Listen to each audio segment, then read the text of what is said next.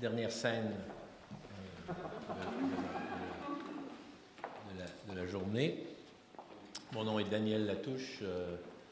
J'ai été jusqu'à récemment à l'INRS Urbanisation et actuellement je joue au consultant international, mais dans tout autre secteur, en développement économique, en Afrique, etc. Et si j'ai finalement accepté l'invitation relativement polie de Guy Bellavance de venir présenter Terry Nichols, c'est que il n'y a pas vraiment eu de sociologie de prof à la retraite. Quand tu es à la retraite, tu as intérêt à dire oui à ce genre de présentation-là parce que quand tu vas au bureau puis tu cherches quelqu'un à aller bouffer par la suite, les gens ont tendance à être plus polis envers toi si tu les as dépannés pour présenter quelqu'un. Ensuite, j'ai été personnellement assez intrigué par le concept de scène, mais moi, je n'ai pas vraiment peut-être les mêmes intérêts que vous. Si on calcule que ce genre de mots-là, de concepts-là, ont des durées de demi-vie d'environ 5 ans, j'ai calculé que je pouvais probablement m'en permettre deux ou trois jusqu'au moment où je ne me souviendrai plus de rien. Et donc, j'essaie de savoir si ça vaut la peine d'investir celui-là ou si je peux le laisser passer et prendre tout de suite le prochain mot à la mode. Donc, j'étais un peu déçu parce que finalement, surtout par les dernières interventions où j'ai vu que scène, surtout quand la fameuse citation, on dit que c'est un peu la même chose que chant de Bourdieu et The World de Becker. Je me suis dit, bon, mais peut-être que c'est peut-être pas le concept de l'avenir. Et finalement, mon intérêt, c'est surtout lui, Terry Nichols, Terry Clark, parce que, donc, je vais vous le présenter, et ça m'a tout de suite causé un problème parce que moi, je suis arrivé à l'Université de Chicago en 1968-69, ce coin-là, et lui était déjà prof au département de sociologie. Ça fait un peu bizarre d'être à la retraite et le type qui était là comme prof quand tu as commencé à étudier, je veux dire, donc lui, il a vraiment un secret que j'ai pas. Il y a une espèce de time warp qui s'est fait. Et à Chicago, je pense que la scène Chicago des années 68, 69, 70, il n'y aura rien qui va battre ça sur la planète par la suite. C'était assez spécial. On était tous une bande d'étudiants québécois qui étaient là parce que à Chicago, c'est Chicago qui avait découvert le Québec comme concept, folk society. Nous, on trouvait ça intéressant. Il y avait un prof de sociologie à Montréal qu'on connaissait, qui est toujours là d'ailleurs aussi, c'est un peu fréquent, Guy Rocher, et qui disait aller à Chicago, aller à Chicago, aller à Chicago. Donc, on aboutissait là. Dans certaines facultés, donc moi j'étais à Sciences Po, mais à Chicago j'étais en sociaux, et il y avait d'autres étudiants en Sciences Po, Jacques Leveillé, Bernier.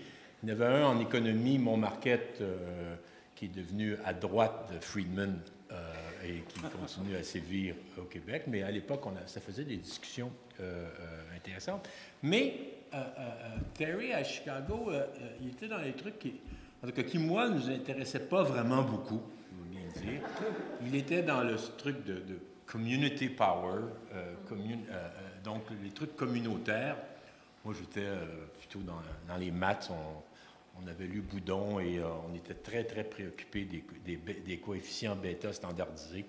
Et donc, il y avait des gens comme Goodman. En tout cas, tous les tests statistiques que l'on connaissait, il y avait les mecs vivants qui avaient donné leur nom à ces tests-là. Donc, c'était plutôt impressionnant.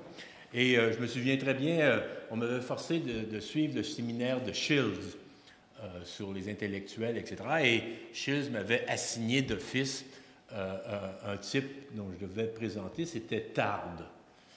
J'avais jamais entendu parler de ce mec-là. Et lui il était en train de finir un bouquin, je pense, sur Gabriel Tarde, etc. Lui ne se souvient plus de rien de toute cette période-là.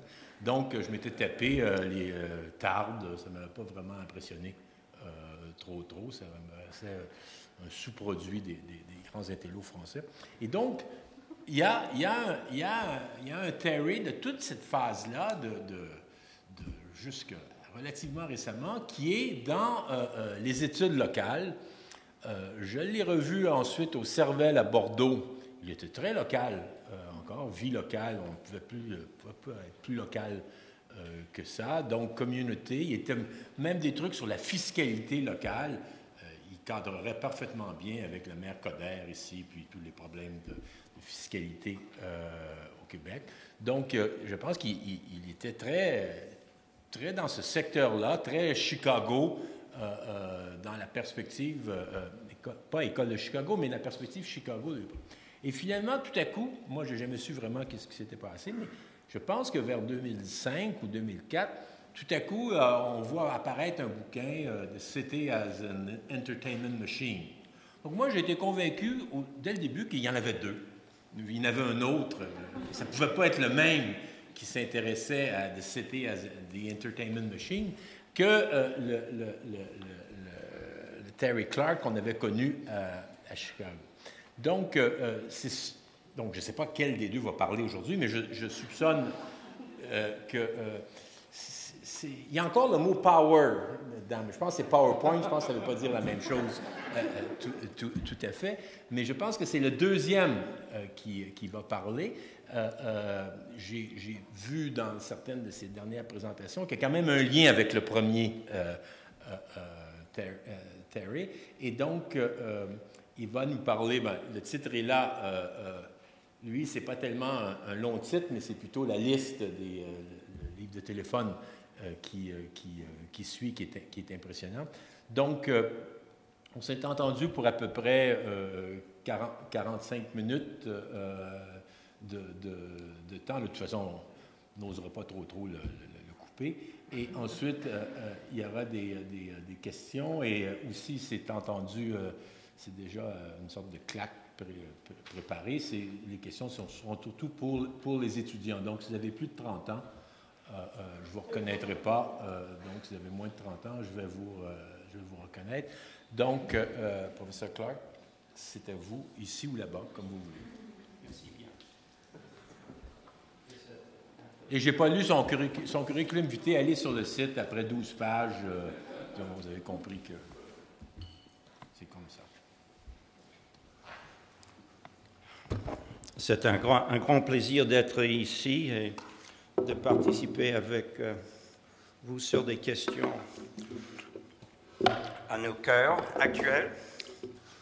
Mais j'ajoute plus spécifiquement, sautant l'histoire plus générale que vous avez vue, en mentionnant que j'en ai fait un tout petit peu, que je suis ravi de participer ici puisque la scène a fleuri au sol canadien, grâce surtout aux travaux de Will Straw, Alan Blum et Daniel Silver.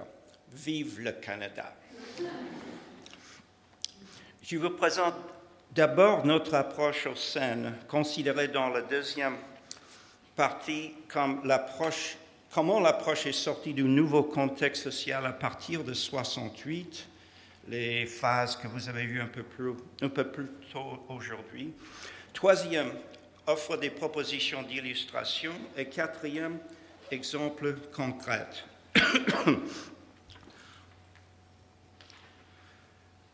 Les quatre orientations ont bien, comme indiqué peut-être dans la citation présentée récemment, tous les quatre couvrent l'art en contexte, dépassent l'individualisme et son mystique du génie de Balzac, Baudelaire et d'autres,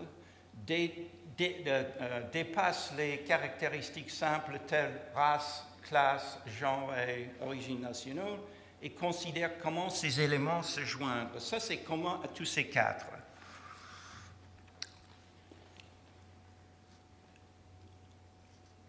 Au moins, cependant, pour les 18 participants au projet Scène, Les scènes ne sont point en conflit avec ces trois autres, mais tâchent d'intégrer des éléments généraux de champ, de monde, de réseau, les plus pertinents pour l'analyse culturelle. On ajoute explicitement l'esthétique que Laurent Fleury a souligné. Comment le faire?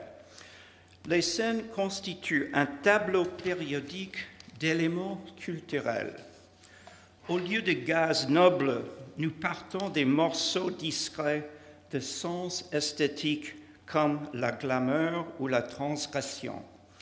Parce que les mêmes dimensions esthétiques sont présentes dans plusieurs des scènes empiriques, leurs qualités doivent être extraites de tout cas spécifique. Une scène empirique est une combinaison unique de plusieurs dimensions abstraites. Beaucoup de dimensions abstraites parfois, beaucoup d'éléments. Comment identifier ces structures profondes de scène? Nous n'avons inventé aucun des, et je saute à la liste, de 3 principaux éléments et ensuite des 15 dimensions.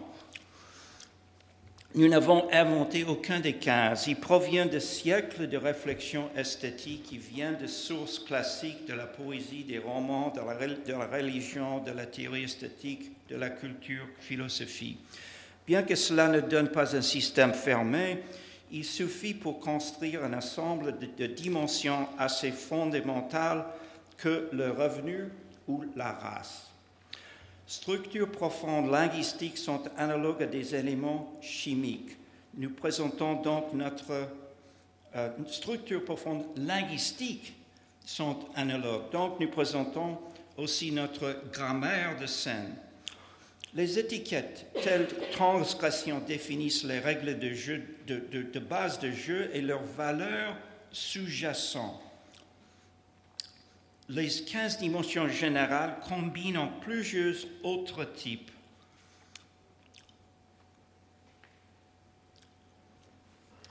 C'est un peu petit, mais l'idée simplement, c'est qu'on peut combiner les 15 dimensions avec des poids différents pour générer toute une série d'autres combinaisons de types, telles la bohème en haut, le bobo, etc., illustrés dans la maîtrise où les nombres aux cellules sont des règles de transformation. Le tableau périodique fournit une puissante métaphore du monde de la chimie, mais les opéras de Wagner sont peut-être le meilleur modèle du monde de la culture. Très pareillement, Stendhal, dont la vie de Rossini a présenté un programme quasi wagnérien fondant les émotions romantiques dans la physiologie et chimie. Ces deux grandes romantiques cherchaient des liaisons dangereuses et passionnantes avec la science. Nous aussi, leitmotiv de Wagner intégrait les thèmes récurrents de différents personnages, des objets et des émotions, créant des connexions émotionnelles à travers des scènes plus autrement apparentes. Leitmotifs peuvent être accélérés ou combinés. L'amour, la colère, la haine, la jalousie en partition musicale. Deux mélodies peuvent être jouées l'un contre l'autre, tandis que l'harmonie vient de la jalousie. La musique et le livret trouvent leurs racines dans la musique et la culture populaire. Claude Lévi-Strauss fonde ses mythologiques explicitement sur Wagner, élaborant sa grammaire de base d'éléments mythologiques. Il a ajouté le contexte que nous en étendons. Nos 15 dimensions sont explicitement générales pour permettre de les combiner de manière qui s'inscrivent dans diverses scènes à l'échelle mondiale. Nous avons cherché des collaborateurs mondiaux pour joindre la généralisation avec les connaissances locales. Au contraire des économistes des aménités, mais avec Wagner et Lévi-Strauss, nous utilisons des centaines d'éléments pour créer une scène. Comme les ethnologues, nous nous inspirons des richesses de la connaissance locale. Il n'y a presque pas d'équivalent social de la mouche des fruits, mais les codes postaux l'approchent. Il y en a plus de 40 aux États-Unis seuls. Pour extraire ces microdonnées puissantes pour ZIP américaines, les régions de tri d'acheminement RTA canadiennes ou communes françaises, il faut creuser profondément dans les archives de recensement, appelées SIREN par l'INSEE en France. Nous sommes parmi les premiers chercheurs en sciences sociales à les avoir minés. Nous ajoutons d'autres sources, surtout les pages jaunes électroniques, avec des centaines de catégories, plus de 60 000 noms et adresses de rues, d'associations, y compris les associations culturelles à travers la France. Nos secrets de conversion de ces millions de morceaux bruts en dimensions de scène pour chaque arrondissement de Paris sont résumés dans l'annexe et j'en parlerai pas pour l'instant. Deuxième partie, le contexte. Parce que cette approche rampe avec beaucoup de travail passé sur la culture et les arts, se demander pourquoi nous avons élaboré cette approche des scènes. Nous avons construit un nouveau prisme pour observer les profonds changements socio-économiques de ces dernières décennies. Cela nous a conduit à repenser beaucoup de ce que nous avons appris comme étudiants d'Adorno, de Lefebvre et de Lévi-Strauss, par exemple. Nous vivons des changements analogues au début de la révolution industrielle et la révolution française, mais plus complexes et plus subtils, parfois si lents.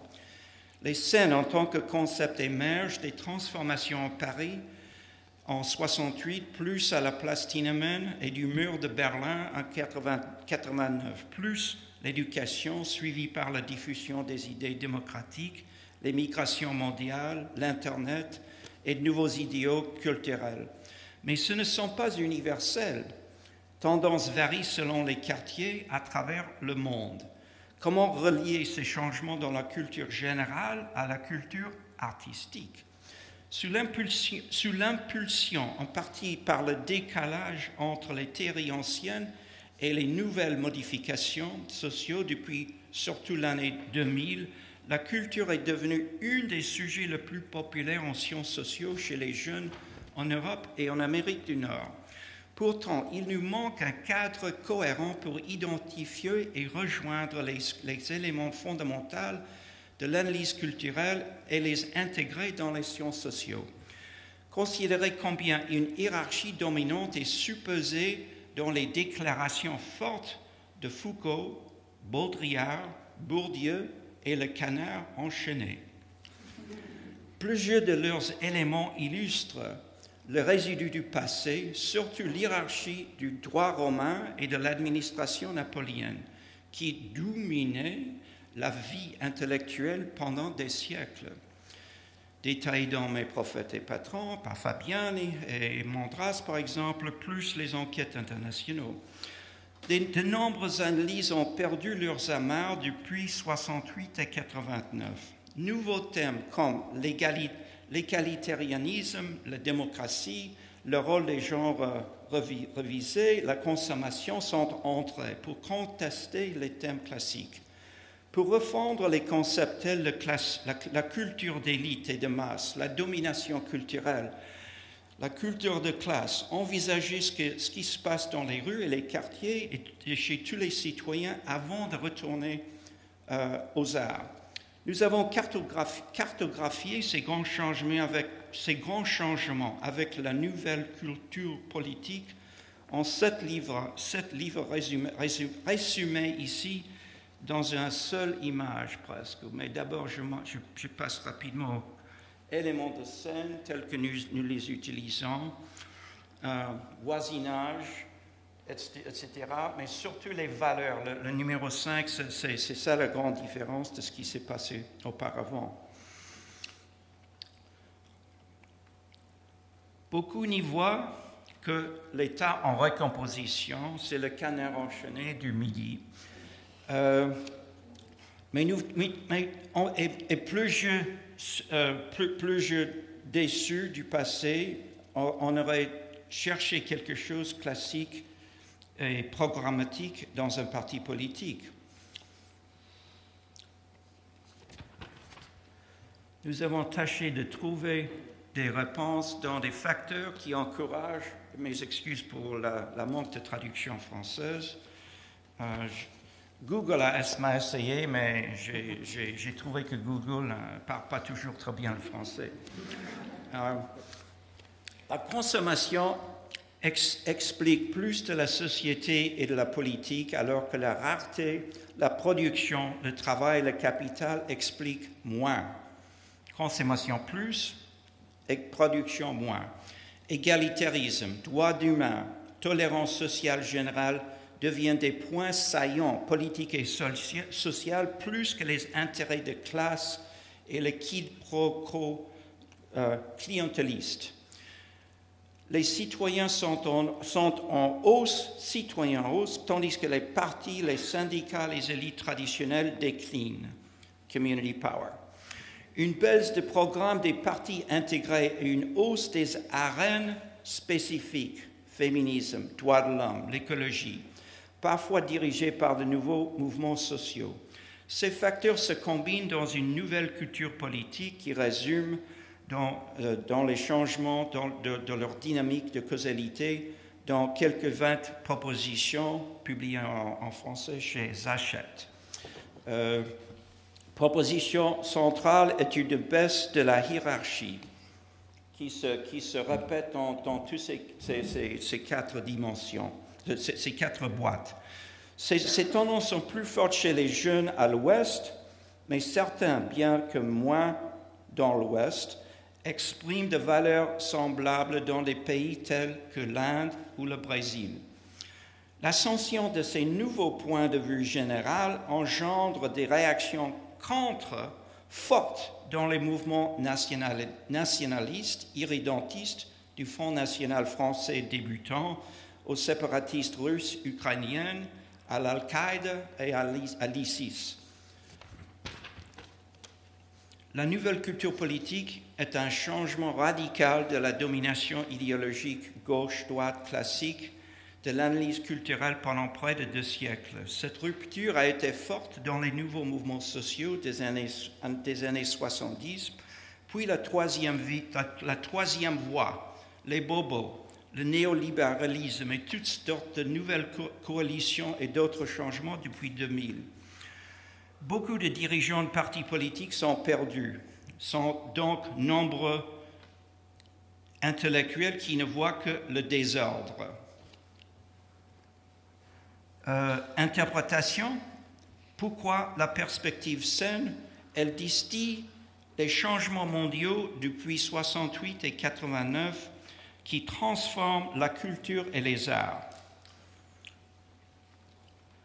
Dirigeants parisiens environ 1800, il y a 2 siècles, interdisaient les industries lourdes quand ils ont appris qu'ils créaient la fumée. Agence, dans cet exemple, l'esthétique de fumée, d'acteurs qui ont choisi de ne pas industrialiser. Ces dynamiques ont été théorisées par Walter Benjamin, qui introduisait au marxisme le flâneur comme un nouveau chauffeur. Paris est à l'examen nouveau à l'échelle mondiale dans ce monde post-industriel. Un des plus grands changements dans l'analyse culturelle à la fin du XXe siècle est l'abandon de l'encadrement des interprétations simples qui découlaient de l'élite contre la culture de masse ou jusqu'à une conceptualisation plutôt égalitaire, plus populiste. Des exemples pour simplement montrer des choses actuelles.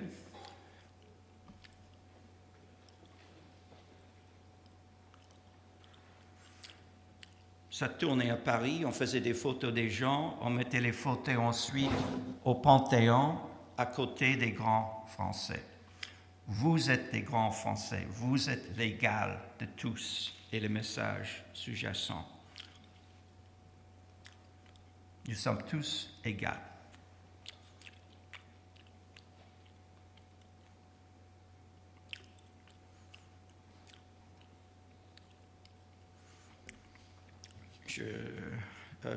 Je connais, voilà, Jean Villard pour rejoindre.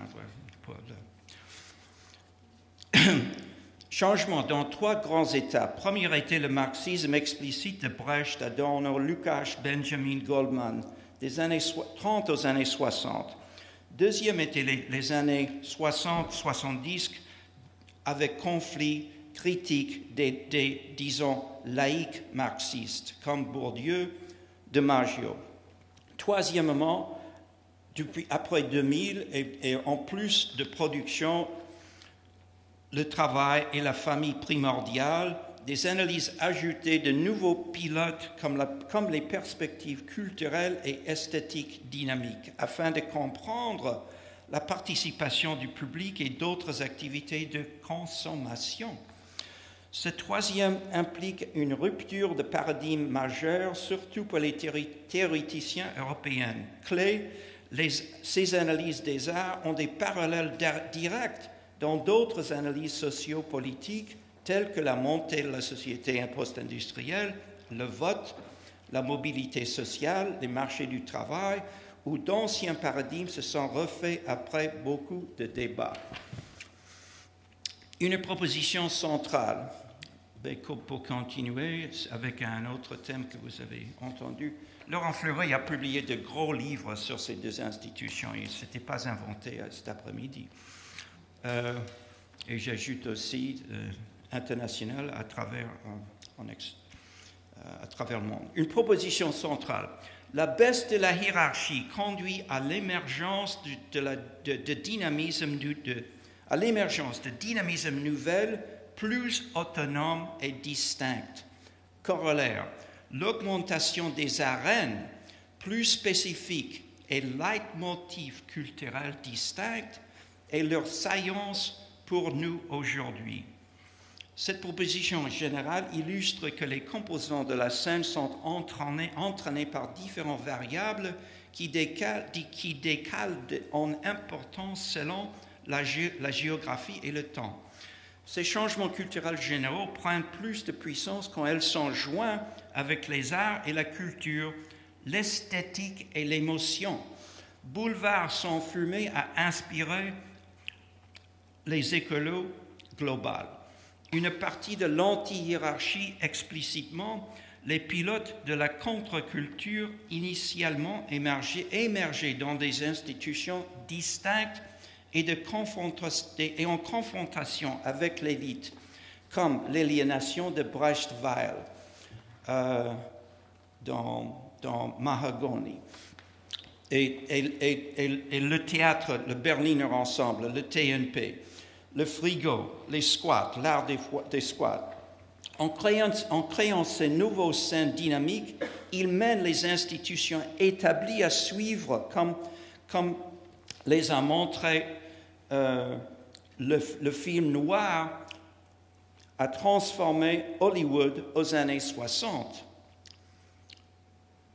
Les châteaux français ont ajouté le son et lumière, des motos au Guggenheim, les vêtements de Lady Gaga scandaleux au Met, Musée métropolitain d'art à New York. Celles-ci sont toutes des mises à jour de la Gesamtkunstwerk de Wagner, en combinant les formes d'art et leitmotifs spécifiques, créant une synergie pour habiliter l'expérience intégrée. La baisse de la dynamique de la hiérarchie transforme également le caractère distinct de l'élite contre la culture de masse. C'est ce que je montre dans ces dernières présentations photos. Cela encourage les efforts d'apprécier et d'interpréter à différents types d'activités artistiques dans une perspective plus horizontale. Ensuite, pour les individus, plus nombreux sont les types de participation culturelle et politique dans lesquels on s'engage individuellement ou collectivement. Quand les citoyens sont plus tolérants, ils participent plus à des sous-types de cultures distinctes. mais aussi font plus souvent des croisements et ont de multiples attaches à ces divers éléments que nous pouvons appeler des électiveurs, comme ils élisent des choix en fonction plus esthétique, distincts de l'omnivore qui dépend de deux classes, et l'assumption qu'ils existent et poussent et expliquent. Données rapides, stratification de classe, la race, l'éducation et le sexe, et l'origine nationale, tout s'explique uniquement 15% ou moins de la plupart des phénomènes culturels, tels que les réponses à la question sont: est-ce que vous êtes allé à un concert de musique classique, un concert de rock, de pop, à visiter une galerie d'art ou un musée, et quelle est la fréquence dans les 12 derniers mois? Fin des questions. Dans mon livre « City as an Entertainment Machine », si vous créez des corrélations avec ces questions, avec race, etc., vous expliquez 15% uniquement. Principale conclusion, avec moins de hiérarchies simples, nous avons besoin de plus de divers modèles des arts et la culture. Les arts à cet égard, subissent une diversification et se retrouvent qui se retrouvent dans d'autres domaines sociaux, de la famille aux formes du sous-contracteur pour produire tous. Il nous faut des propositions générales, mais aussi de moyen niveau. En voici des exemples. Nous avons inclus ce qu'on appelait en anglais « arts buzz », mais je vois bien que ça se traduit mieux comme le beaux-arts. Les beaux-arts, voilà. Ce n'est pas le PR, ce n'est pas la commercialisation, ce n'est pas le capitalisme. L'économie de Warhol, d'Elizabeth Currid, rejoint ici un papier sur Buzz par Gary Becker, les travaux marseillais de Marseille à Avignon sur le public, tels par l'intermédiaire des mouvements oculaires, les présentations sur les Google, les visions, etc. Ces analyses institutionnelles de Fleury, du TNP de Beaubourg à cet égard, ce qui est critique, c'est qu'il y a des éléments d'excellence incontestables de Villard et de Beaubourg, plus ce n'est pas uniquement élite traditionnelle. C'est ça ce qui est essentiel à saisir et élaborer. Ce n'est pas la vulgarisation. Moins hiérarchique encourage plus d'esthétique autonome et plus de scènes auto-expressives. Un dénigrement réductionniste classique de l'esthétique était l'étiquetage, Veblen-Bourdieu, de consommation ostentatoire ou la distinction, selon laquelle le motif imputé à la consommation de l'art n'était pas l'esthétique, mais la flauntation, mon mot, de statut.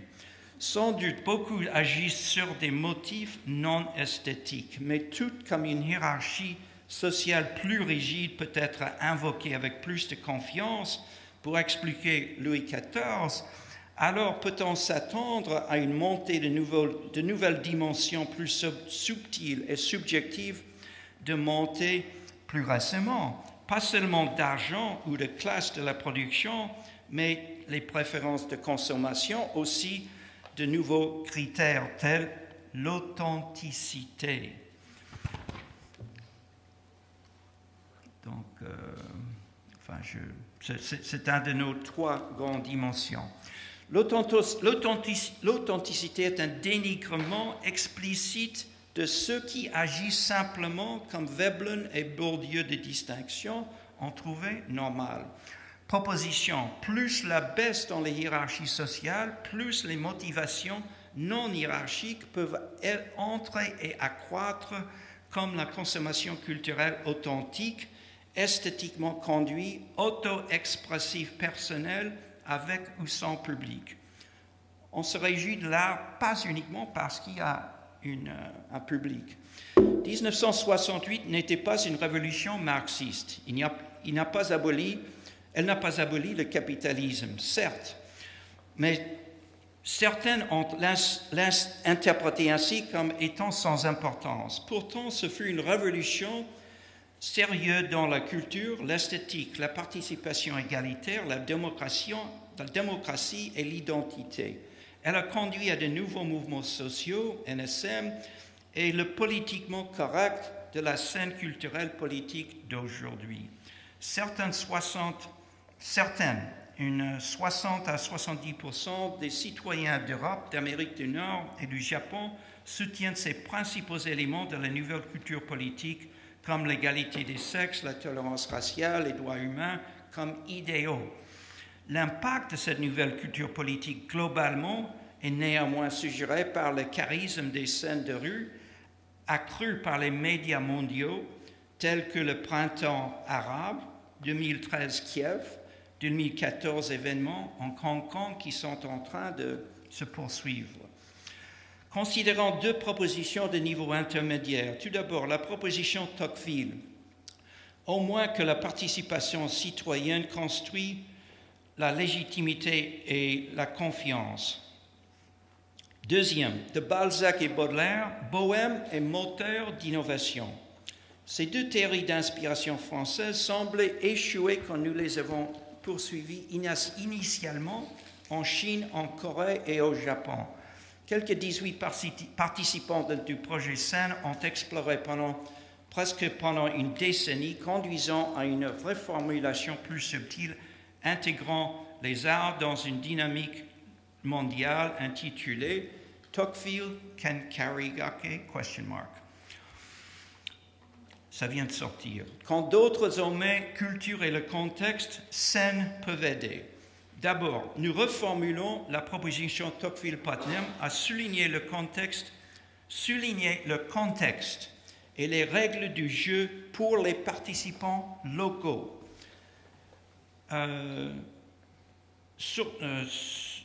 Ça souligne l'importance plus générale des valeurs et des règles du jeu.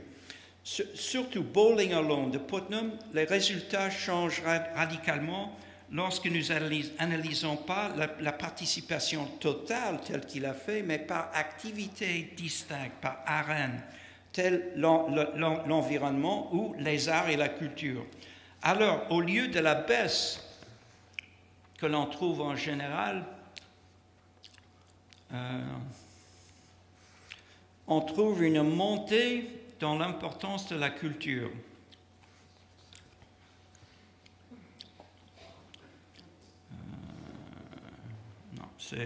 Je montre ça un peu plus tard. La deuxième proposition suggère que le développement économique est de plus en plus entraîné par les innovations dans les idées présentées par Balzac, Baudelaire, Walter Benjamin, puis Schumpeter, Jane Jacob et plus récemment Florida, Schumpeter, Michel Frisch. L'idée de base est qu'un mode de vie bohème encourage la tolérance, la migration par les personnes créatives et plus la reprise de risques, plus de prise de risque de l'innovation telle que la créativité dans les arts et les sous-produits tels les brevets impliquent à sa tour la croissance économique. Comme la décentralisation et la participation collégiale, décentralisation discutée par la France et la participation collégiale sont les clés dans les deux théories de Tocqueville et Benjamin d'autres. Nous développons une convergence entre les deux avec les arts. L'essence de la créativité, c'est les arts. Comment les arts et la culture peuvent transformer la politique, l'économie et la vie sociale. Les citoyens ont découvert les arts et la culture. Et les valeurs des citoyens ont plus d'impact sur de nombreux systèmes politiques avec la diffusion de nouvelles organisations mondiales, écolo, etc. Comme les systèmes politiques, les économies se sont transformées en des marchés de niche. L'étiquette génération d'iPhone souligne que les smartphones permettent de créer de la musique, les films, des leitmotifs uniques à chaque personne. Des enquêtes détaillées par le ministre de la Culture française montrent une forte croissance des activités de culture électronique. Les organisations d'art ont contribué à élargir le théâtre, les concerts, les arts dans certains locales, souligné au colloque au Québec il y a 4 ou 5 ans, organisé par les mêmes organisateurs, ou le même que j'ai entendu avec plaisir. Les entreprises privées sortent de nouveaux médias et produits connexes, tels Cinéma Maison. Beaux-Arts est une ressource précieuse, symbolique, générée par les arts. Il est plus émotionnel, visuel, viscéral, et dans certains domaines rivalise avec les ressources classiques comme l'argent et l'emploi. Les beaux-arts sont une ressource à mobiliser les citoyens et les influencer à changer les décisions politiques et économiques, que ce soit dans la rue ou ailleurs. Il peut inverser le sens de causalité pris en charge par la consommation ostentatoire. Les flèches vont dans tous les sens, tel que vous avez peut-être entendu. Pouvoir culturel et le soft power sont les ajouts récents aux théories et réalités des relations internationales au-delà du militaire et économique. Un exemple important à l'échelle mondiale est que le ministre japonais de l'économie, du commerce et de la politique de l'industrie, pour promouvoir les industries culturelles et créatives en tant que secteur stratégique, le concept unique à long terme de Cool Japan. En 2011, il disposait d'un budget de 19 milliards de yens. Lire le Wikipédia.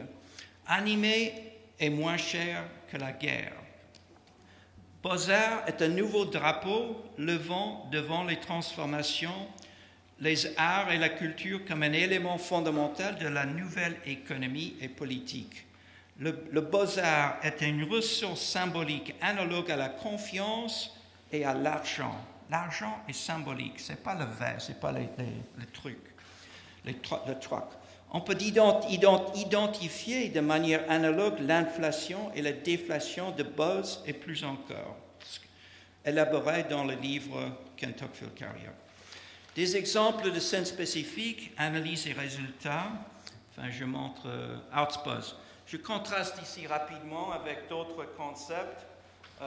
Scène culturelle, buzz, ressources essentielles, en contraste avec Chicago traditionnel, industrial cluster, arène politique. Donc, oui, tous ces 4 ressources coexistent et s'échangent entre eux. Mais il ne faut pas nier l'art buzz, le Beaux-Arts. Il faut l'ajouter, et plus que les citoyens s'y intéressent, plus que les leaders doivent répondre. Je passe des exemples souvent pris de notre rapport. Enfin, nous avons découvert de nombreuses richesses et variées dans nos 7 monographies de scènes jusqu'à présent. Je ne choisis pas une seule analyse, mais quelques illustrations rapides comme apéritif. Je vais passer rapidement. Vous pouvez me demander ou plus tard trouver des élaborations, mais ça donne un goût de ce qu'on peut se faire.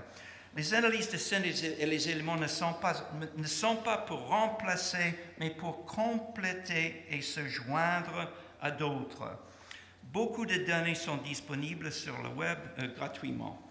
Plus que 70 études de cas ont été réalisées de scènes spécifiques, tels les restaurants au quartier afro-américain à Chicago, beaucoup réalisés par des étudiants et des collaborateurs à Chicago. Mais ceci combine souvent un terrain ethnographique, des comptes de presse, des données historiques et plus encore. Nous encourageons multiméthodes interdisciplinaires éclectiques. Mais envisagez comme exemple un seul cas de rejoindre nos thèmes de la conférence à partir de notre étude de scène en 3 ans, commandée par le maire de Paris, dirigée par Stephen Sawyer. Le président Sarkozy et son ministre de la Culture visaient à surmonter la domination culturelle du centre-ville et à élargir le champ culturel à inclure banlieue de l'immigration, pour montrer de façon spectaculaire que la classe dominante pouvait rejoindre le tout dans un grand Paris républicain. Ils ont annoncé que le bijou de la culture nationale, la Comédie Française, serait transféré à un petit théâtre en banlieue de Bobigny. Mais les participants de la scène locale ont refusé. Le maire et le directeur de théâtre de Bobigny soulignent que le contexte incompatible culturel de Bobigny, statut inférieur, fort de gauche, pour la comédie, et que le théâtre local de Bobigny actuel articulait ses préoccupations. Ils ont refusé l'offre, notant qu'ils n'ont même pas été consultés. Semaine d'audience publique et une large couverture médiatique soutenaient l'interprétation scène-Bobigny. Les théoreticiens de la politique culturelle du centre-ville en pleuraient et sont sortis. Bon, je passe à d'autres exemples rapides, mais ça illustre les possibilités des thèmes. Exemples. Bon. Grand Paris, exemple pris souvent le classique driver, quelle puissance, revenu, l'argent. Considérant Veblen-Bourdieu consommation ostentatoire, distinction idée. Les cartes indiquent que certaines dimensions ont une couverture mutuelle modérée avec un loyer local à Paris. Voyons, voilà l'argent, voilà les aménités individuelles, voilà une liste, c'est difficile à lire, je ne peux pas lire moi-même, mais c'est le théâtre, ce sont des librairies, des galeries d'art, etc. Ce sont les éléments dont nous avons des centaines qui se combinent pour créer ces dimensions. Le glamour, ça ressemble assez fortement à la distribution de revenus, semble-t-il. Mais si on crée une corrélation Pearson-Art, ça montre qu'en France... Ah non, c'est pas là pour la France. Je m'excuse. Pour les autres pays, c'était... bon, voilà les différences rapidement présentées. Voici les détails. Pour chacun des 15 dimensions de scène, je m'excuse de la gauche, mais c'est le glamour, c'est la tradition. Le point à voir, c'est la puissance des coefficients. Et c'est le plus fort en Espagne. C'est minime. Ce n'est pas insignifiant, mais ça n'explique pas beaucoup de la variation, et ça varie de l'un à l'autre. Ceci, c'est pour 3 dimensions, l'exhibitionnisme, le glamour et le charisme, qui sont le plus proches des idées de Veblen et de Bourdieu en parlant de la distinction. Mais si vous allez à d'autres éléments, égalitarisme, c'est un peu le contraire. Si vous allez au bobo, ça n'a rien à voir avec le revenu. Le bobo est construit de dimensions multiples qui sont vraiment invisibles. C'est une combinaison des 15 dimensions par lesquelles nous construisons le bobo. Le parti vert s'explique, point 4, par les boulangeries, par les salons d'été, tandis que l'UMP et le PS, c'est beaucoup moins fort. Donc, cette nouvelle politique s'explique plus avec ces éléments de consommation. et voici la chose que j'avais mentionnée en avant. Monter dans les arts, c'est l'inverse de Putnam. Beaucoup moins en France que dans les Pays-Bas, c'est le plus grand. Ça a triplé. Participation dans les organisations culturelles ont triplé en 20 ans aux Pays-Bas, doublé aux États-Unis et dans les autres pays scandinaves, Canada, Danemark, etc., montée considérable. Nous avons beaucoup de données qui poursuivent ça, et ça montre, et ce n'a pas été reconnu en bonne partie parce que ces groupements sont souvent très volatiles, et ils sont souvent peuplés par les jeunes, pas par les gens, c'est l'inverse de la tradition. Bourdieu, Veblen, mais aussi Putnam, Verba, les études antérieures qui soulignent que les élites dominent. Voici simplement des exemples des données brutes.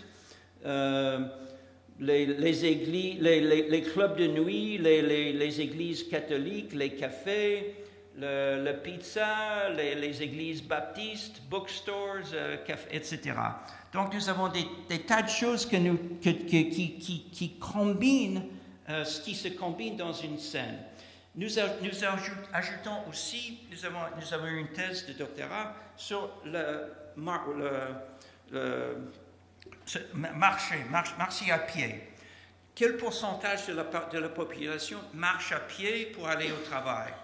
Et on trouvait que marcher à pied renforce l'importance de la scène. Si vous marchez à travers des éléments décourageants, vous le sentez, et peut-être vous êtes plus actif à joindre des mouvements écolos. Et nous trouvons que ces coefficients, que ces impacts sont accentués par les arts, c'est-à-dire dans les voisinages où on trouve plus d'artistes et plus d'activités artistiques, on est peut-être plus sensuel, plus sensible à ces expériences qui conduisent à la mobilisation politique. Les artistes font des affiches, ils font des slogans, même au pays de la Moyen-Est actuelle, on fait des slogans, on fait des défilés, on fait crier les choses qu'ils font, et on crée des mouvements sociaux où l'art joue un élément considérable. Et nous trouvons les mêmes résultats États-Unis, France et Canada. Plus il y a d'activités à d'art et plus il y a de gens qui marchent, plus il y a de politiques d'activité surtout. Et c'est fort. Si on crée une analyse de régression avec 18 variables, l'interaction entre art et marché est fort.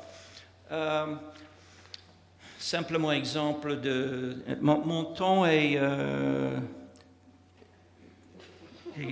quoi? Bon. Donc, je vais tout simplement montrer quelques-uns et on peut poursuivre comme vous voulez. Et ce sont un exemple de comment nous cernons un concept abstrait avec des éléments très concrets.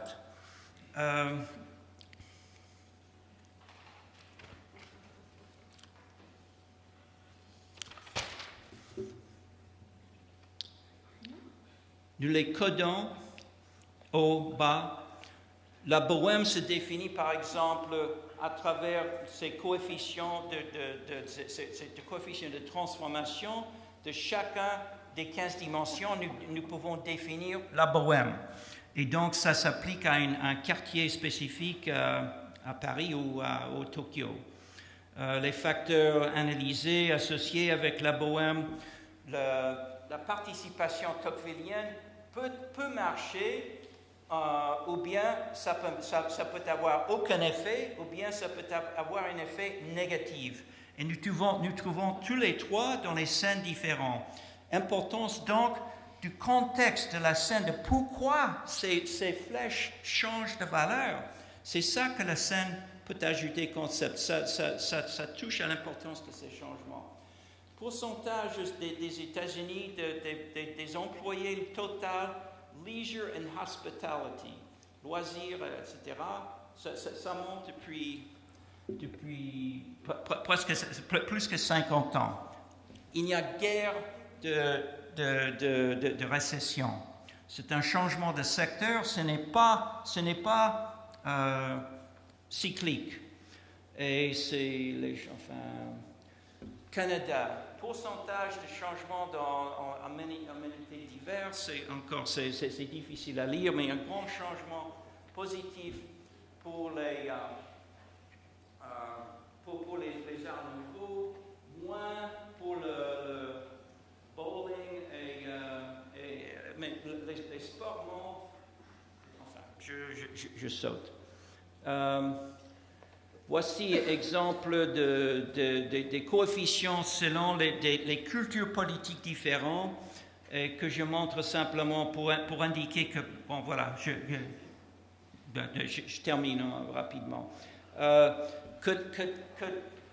Ce que nous faisons dans le livre, c'est le dernier chapitre de livre sur Tocqueville, nous cernons différentes cultures politiques et nous analysons l'impact de participer dans les arts selon si vous êtes dans l'Europe du Nord, l'Europe du Sud, les pays plutôt protestants, plutôt catholiques. Et chez les pays plutôt catholiques, France, Italie, Espagne, Grèce, etc., on trouve des organisations syndicalistes, partis.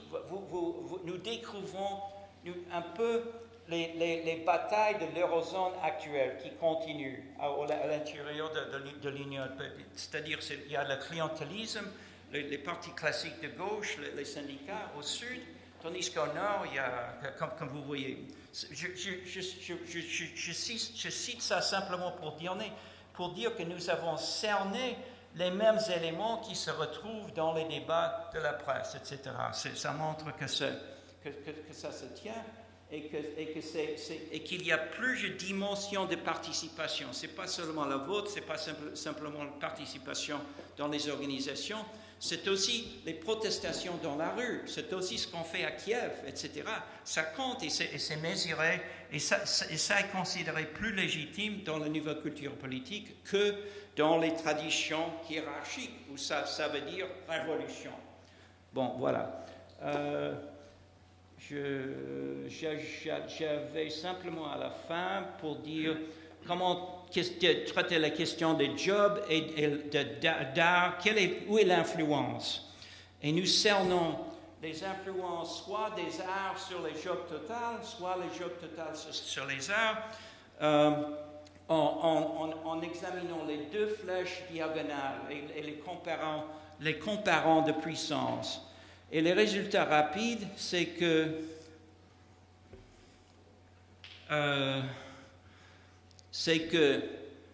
comme cité dans un papier hier, près de Boston et New York, Floride, Los Angeles, San Francisco, les arts ont plus d'impact sur tous les jobs. Tandis que dans les zones bleues, c'est le contraire. Les arts n'ont pas un aspect aussi dynamique que dans les zones rouges. Donc, si vous êtes artiste débutant, allez aux zones rouges et vous aurez plus de facilité à avoir des amis. Bobo, c'est un peu ça également, pas identique, mais je le montre simplement qu'on peut mesurer ces éléments. Et je termine avec une dernière vision de Paris qui vient des analyses un peu plus poussées, mais pour montrer c'est un joli fiche que je ne pouvais pas éviter de montrer. Bon, alors je m'arrête.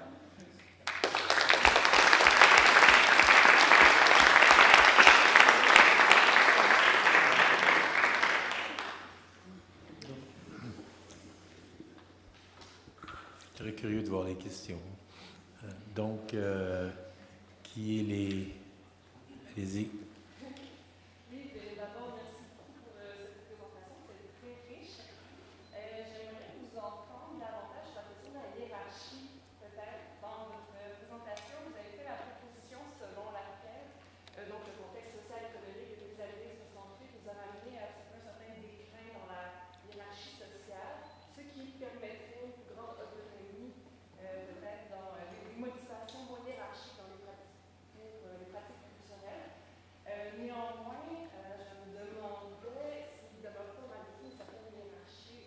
Lentement, demandez si quoi? Donc, puisque... Oui, Simplement la dernière section, dernier quelques mots. avec l'émergence des motivations qui sont moins hiérarchiques, des motivations... Des modes de quoi? Des motivations. Motivation. D'accord. Donc, est-ce qu'il n'y a pas encore une certaine hiérarchie au sein des scènes telles qu'on les observe? Est-ce que vous... Il y a toujours un peu d'hiérarchie. Ma contestation, c'est simplement qu'il y en a moins. Et pour vous qui n'avez pas vécu avant 68, c'est peut-être, c'est sans doute l'histoire ancienne. Mais demandez à vos grands-parents. Et à 89, encore, parler aux gens qui sont sortis de la Pologne, de l'ancienne Union soviétique, comment c'était comparé au Canada actuel. Il y a beaucoup d'immigrants ici et ils sont très heureux à parler des changements. Même le Canada a changé. Bien que ce sont certainement des questions subtiles, il y a toujours une hiérarchie, mais il y a des questions de plus en plus subtiles qui se posent en termes de quelles sont les valeurs que vous encouragez chez les enfants. Et les gens de l'Europe disent l'innovation, éducation, créativité. Les parents en Corée, au début des questions, ont dit la déférence aux parents. Net. Donc, on peut mesurer ça et voir aussi avec le World Value Survey des changements sur une période de 5 ans, 10 ans. Et avec cette question, il y a des changements considérables au Corée, par exemple. Oui, la famille est centrale. Surtout pour comparer l'Est et l'Ouest, la famille est absolument centrale. Plus l'État, bien sûr. Allez-y. Merci pour votre présentation. J'ai une question. J'aurais voulu que vous expliquiez un peu plus, peut-être, le lien entre mouvements sociaux et scènes. Vous avez parlé de manifestations, le fait de prendre la rue, de s'exprimer dans la rue. Donc, dans tout ce que vous aviez à dire, vous êtes passé rapidement là-dessus. Est-ce que vous pourriez revenir pour expliquer un peu plus ce lien entre occupation de la rue, manifestation et scène? Oui, comment répondre? Nous avons 7 monographies. La monographie principale, c'est de Silver, premier auteur, et Clark, deuxième. Ça va sortir de la presse de l'Université de Chicago. Nous avons un grand chapitre sur le pouvoir politique. Et il y a le vote, il y a une longue section sur le vote et comment ça change, c'est influencé par différentes sortes de scènes et montre qu'il y a souvent des interactions. Enfin, l'idée générale qu'il y a des facteurs directs et il y a des facteurs indirects, tels que ça. Donc, est-ce que les jobs ne sont pas expliqués par les clusters technologie de l'industrie, Silicon Valley? Est-ce pas l'explication centrale? Nous disons certainement que les installations technologiques sont critiques, Grenoble, etc. Mais si on ajoute à ces facteurs les scènes qui encouragent l'expression de soi, il y a un accroissement, il y a une puissance plus importante des flèches. C'est-à-dire il y a un effet indirect, il y a un effet médiatrice tel qui est montré par cela. Donc, si vous regardez la probabilité d'avoir des mouvements sociaux, ceci c'est à travers les 40 000 codes postaux américains. Est-ce qu'il y a plus...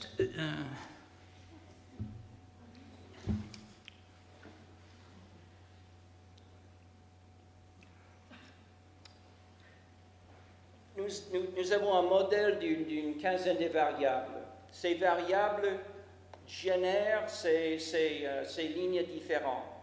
Mais ce que ça montre, que la courbe est distincte dans les plus il y a d'expression de soi. Si vous êtes ici dans les communes des universitaires, Ann Arbor, Berkeley, etc., tandis qu'ici vous êtes dans les villes traditionnelles d'éducation bas. Et il y a peu d'expression de soi. Ici, il y a beaucoup d'expression de soi.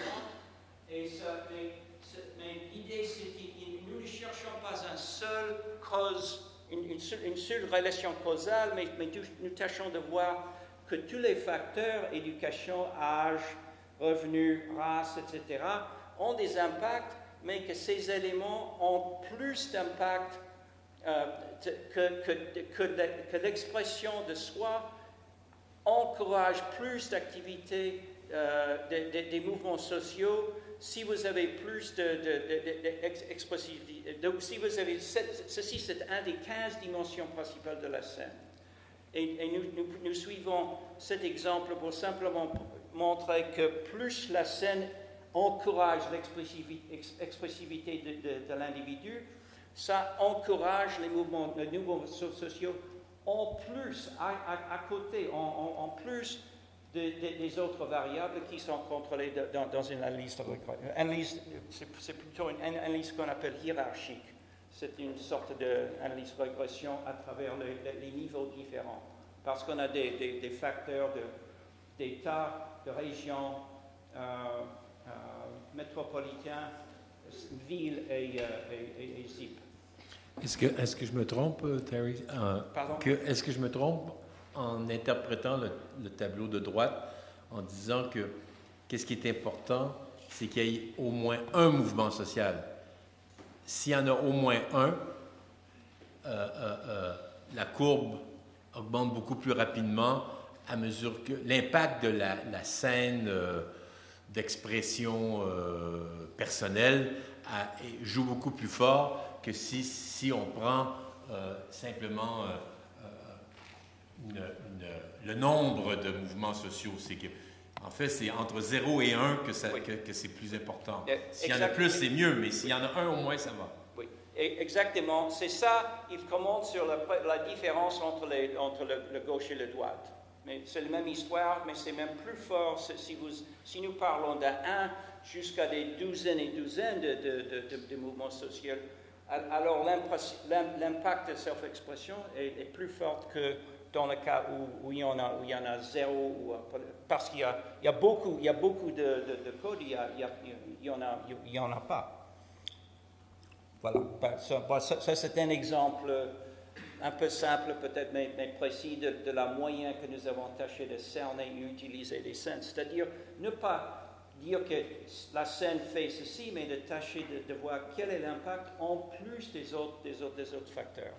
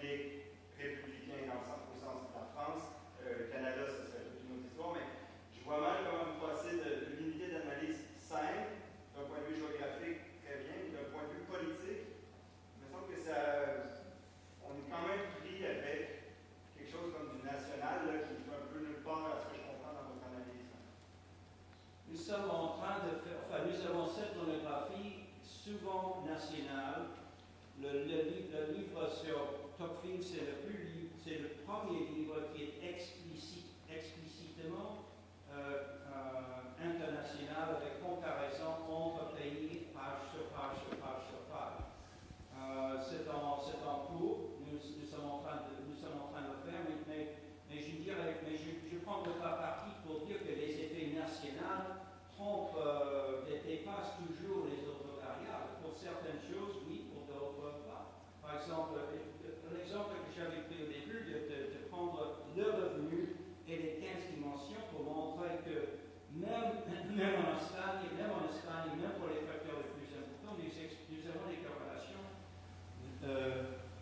c'est-à-dire carré, ça veut dire que ça explique 25% de la population, de la variance entre ces éléments. Et si vous contrôlez d'autres choses, ça diminue. Donc, nous vivons dans un monde plus global. Ce qui se passe à Hong Kong maintenant, c'est impensable sans ce qui se passe en Égypte et à l'Ukraine. Tout récemment, ce sont des éléments interliés, bien qu'il y a certainement il y a des facteurs nationaux, mais j'ai un étudiant qui vient de terminer une thèse de maîtrise sur le mouvement Occupy et ces éléments globaux et comment les gens qui postaient des choses, nous sommes en train de faire ceci à ce moment maintenant. Ils envoyaient constamment des communications des gens en Afrique du Sud, aux Indes, etc. Et ils retrouvaient des réponses qui venaient du Brésil, etc. Et ils se sentaient plus encouragés, les gens au Brésil. Donc ce n'est pas dire que les armées sont internationaux, ils sont toujours nationaux, certainement. Mais ça a changé beaucoup des choses qui, même en 68, à cet égard, c'était beaucoup plus nationaliste et local.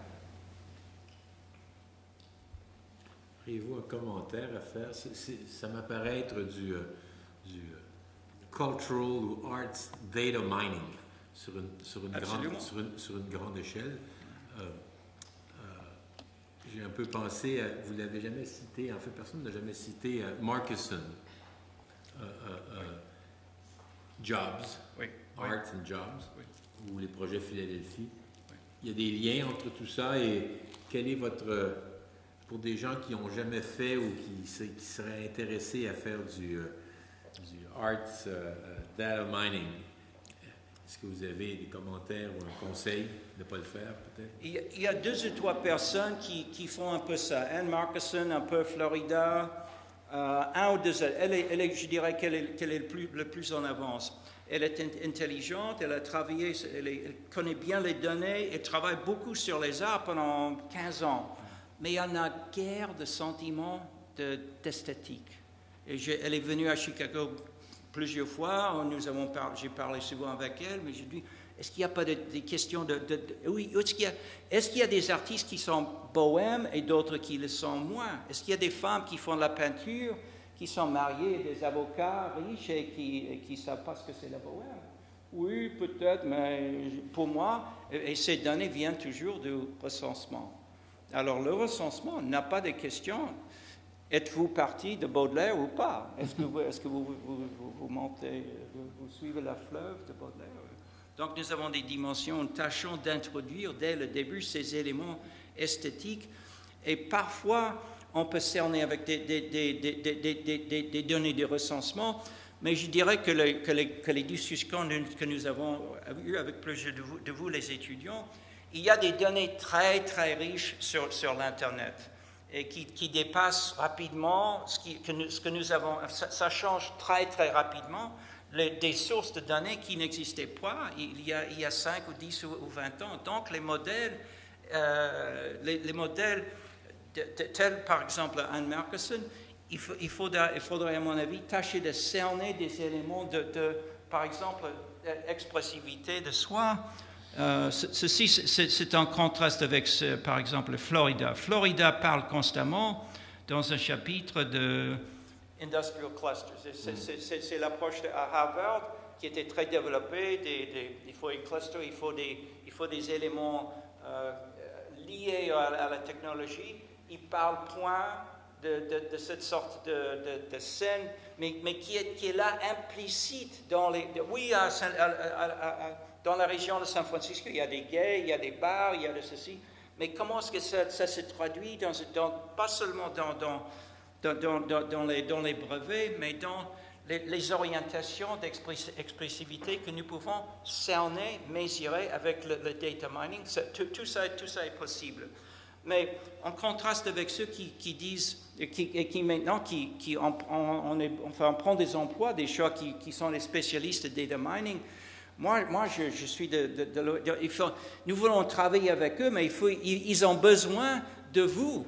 En fait, c'est-à-dire, il y a des gens chez Apple, chez Samsung, etc., ils prennent des gens avec des maîtrises dans les arts fins, autant que les gens qui ont étudié le business. Parce que Apple, Samsung, etc., ils sont convaincus de l'importance du design, des arts, de l'esthétique. Et c'est une révolution. Bon. Même là-bas. Mais moi, je suis tenté de dire qu'on parlait d'un changement, d'une révolution. Bon, il y a des thèses qui disent tout simplement que le troisième esprit du capitalisme, c'est culturel. On est simplement entré dans une phase culturelle du capitalisme et que, voilà, tout ça. Donc, alors, est-ce que c'est vraiment des mouvements sociaux? Est-ce que c'est simplement des mouvements de distinction, par exemple, pour prendre comme truc, qui se manifesteraient avec beaucoup de glace, des choses comme ce type-là, vous voyez ce que je veux dire? Mais quels sont les... Enfin, je suis prêt à tester toute proposition. Mais il faut cerner quelles sont les variables que nous n'avons pas inclus. C'est-à-dire, nous avons inclus les salaires, la revenu, l'éducation, la race, gender, femmes, hommes, etc., parti politique.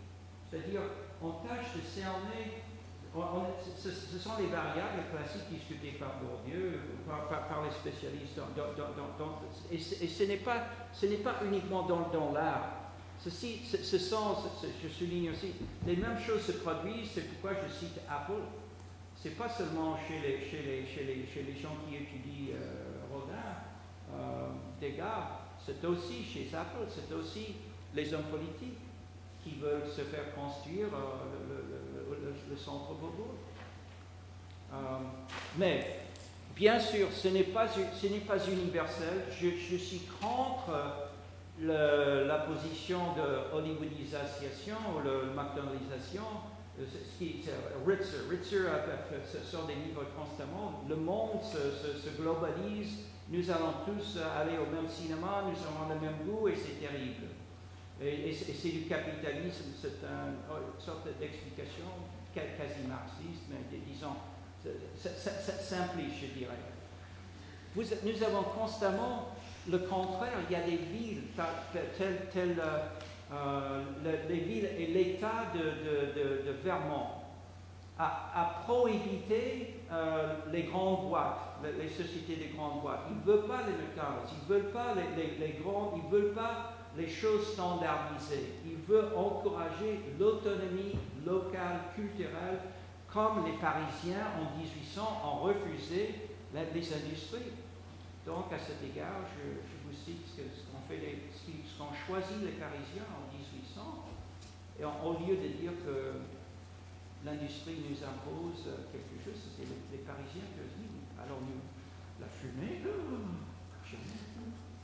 mais au Vermont, ils sont toujours un peu spéciaux. Ça compte.